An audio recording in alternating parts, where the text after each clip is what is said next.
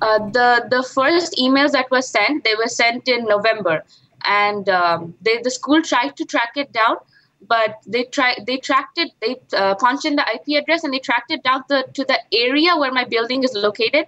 Then they zeroed in on my building because most of the children from my building go to this school. So then they zeroed in on me because basically the emails were sent to Miss Kim Ross, who was my calculus teacher, and this my other gym teacher, both of them. So I had both of them as a teacher, and there was one word written in French, and I was the only one who had second language French. So that's why they thought it was me. So then they called in my dad and they warned him and said, we're suspecting her, and if she does this, we're going to call the police and stuff. So that's the first time they warned us in November. And in February, it again got sent. On February, it got sent on the 6th of February. And the time at which it was sent, I was not at home. I was out shopping.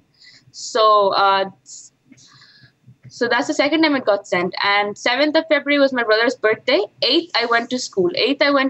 I was called out of my second period class by the assistant principal of security. And she told me to sit down in the assistant principal's office.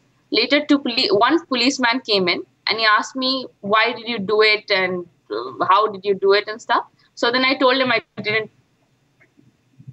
Policeman, he came and he said, why did you do it? I said, I didn't do it. And then he said, if you say you didn't do it again, I'm going to put handcuffs on you. And then I said, but I didn't do it. So he actually put the handcuffs on me pretty tight. And he said, you better not move or else they'll become tighter. So he put the handcuffs on pretty tight and questioned me with handcuffs on. And then he told me, if you're going to go on like this, you're probably going to end up in jail with people with prostitutes and people with HIV. Maybe you'd like staying there instead of here. So that's the way he talked to me.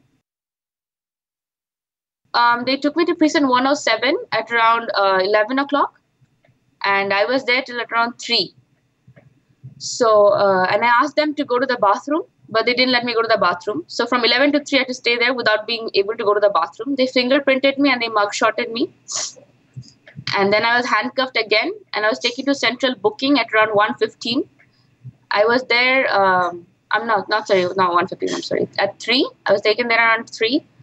And I asked to call I asked to go to the bathroom. They said, use the bathroom inside your cell, which is basically, there were 4 or 5 other women inside with me who were going to go meet the judge.